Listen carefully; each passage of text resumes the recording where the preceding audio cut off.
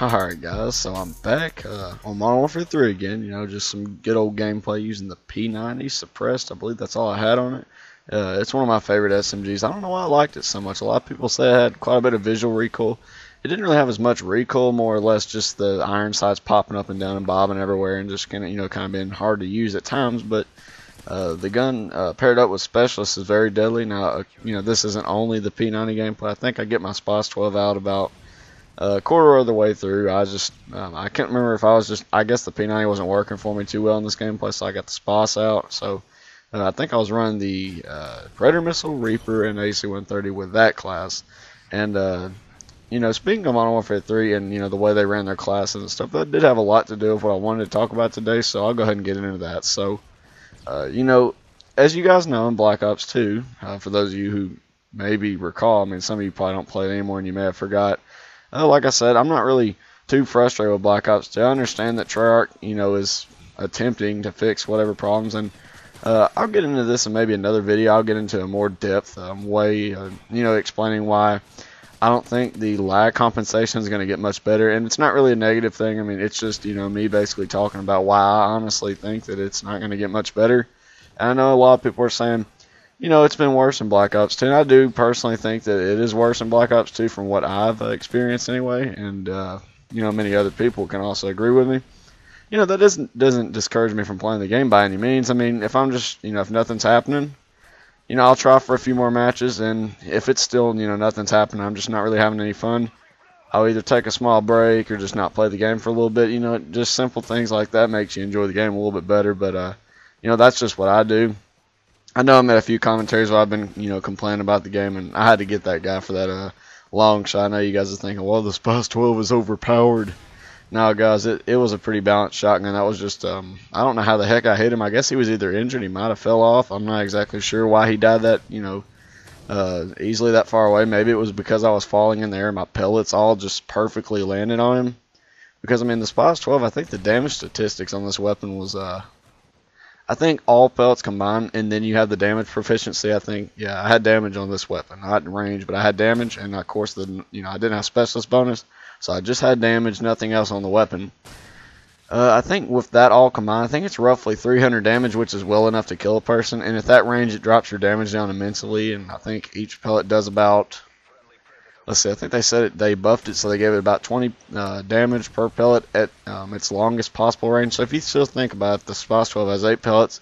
You do 2 times 8, which is 160 damage. So that's pretty much maximum range at where the pellets can possibly hit him if pretty much every pellet lands on the person. So I'm pretty sure almost every pellet hit him, and then that was the reason why he died. And what I did there was just obviously a silly mistake on my end. I was just trying to be cocky and see if I could get another long shot. Didn't work in my favor, for one, because he was somewhat behind cover, even though it's a wooden crate, like I guess that's what you want to call it. It's like a little wooden cart. It's still covering shotguns. They do not have any penetration power in any of the Call of Duties that I've experienced anyway. They just don't. Why they made it like that, I'm not exactly sure, because in a real life scenario, they're actually used to breach doors, some shotguns anyway.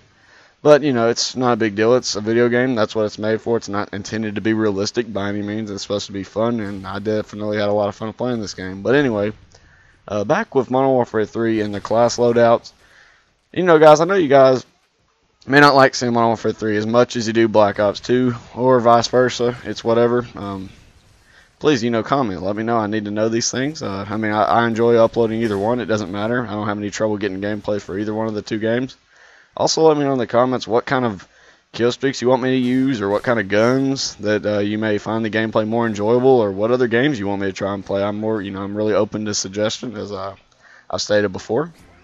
And, I try to throw out C4. The C4 didn't go too far in this game as it does in Black Ops 2. Man, that thing, you can chuck it like as far as you do a grenade in this game. But anyway, I'm getting off subject rather, but it happens whenever I'm just doing a free commentary, just kind of like talking. I don't really have scripts wrote out. I don't write stuff to what I'm going to prepare.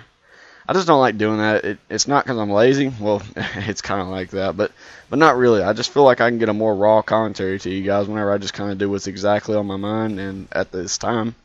So anyway, without further ado, I will get on to the subject. So Modern Warfare 3, the Killstreaks, I thought it was cool because it was designated to each individual class, and it gave you more of a, well, I consider it more of a tactical like specification. It made you get even more specific with your classes. For instance, I like to have a class where if I'm not doing that good, and it's not necessarily a try-hard class, but it's if you're struggling, you have a class to fall back on that you're struggling with, that if you're struggling to get a challenge for a weapon. I always like to have these classes to fall back on if I'm just completely getting annihilated in the match. One of my classes to fall back on is my Spice 12. The reason being is because I'm very familiar with this gun. I familiarized myself with it. As I've said, I've got, I think, over 20,000 kills with just this shotgun alone. It's pretty crazy, but I mean, for some reason, I really liked this shotgun in this game. I don't know what it was. Maybe it was just because with extended mags, you got like, 12 shells to shoot, which was awesome. Didn't have to reload for a long time. I don't know. It just fit my playstyle really well. But anyway, that's neither here nor there. Guys, just pick a gun that you really like using.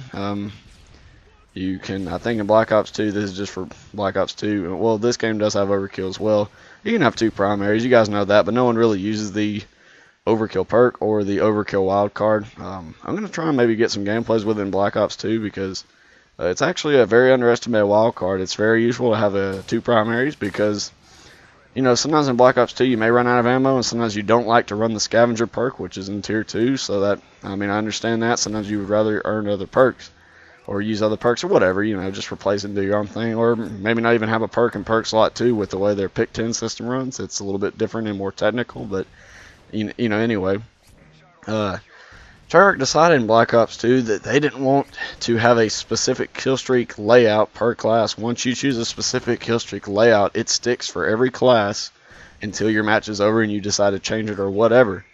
I personally did not really like this. I'm going to guess that, main reason I really do not like that is just because, like I said before, about Modern Warfare 3, how you had a designated class.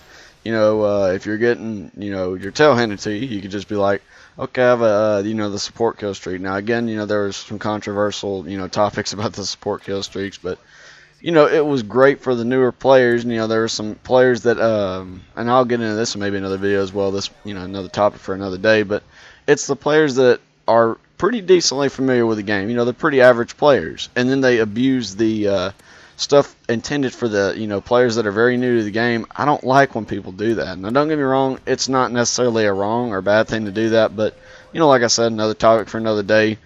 But the support kill streak, the chains that all the different kill streaks that you could chain together, of course, without using the stealth bomber. I hated when people use that, and the EMP was pretty frustrating at times, but we're not going to get negative about that. But like I said, you could use the UAV. I believe the counter UAV was also in that, and then I think the next one was a trap package, but those didn't really fool people, and I can't remember really what the other ones were after this. It was probably the little sentry gun. I don't know. You might have to correct me in the comments. I forgot a lot of them. I haven't used a support killstreak loadout forever.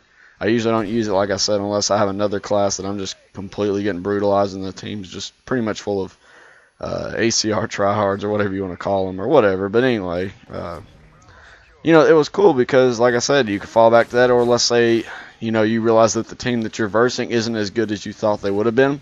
So you have another more deadly kill streak class combo that you would rather use.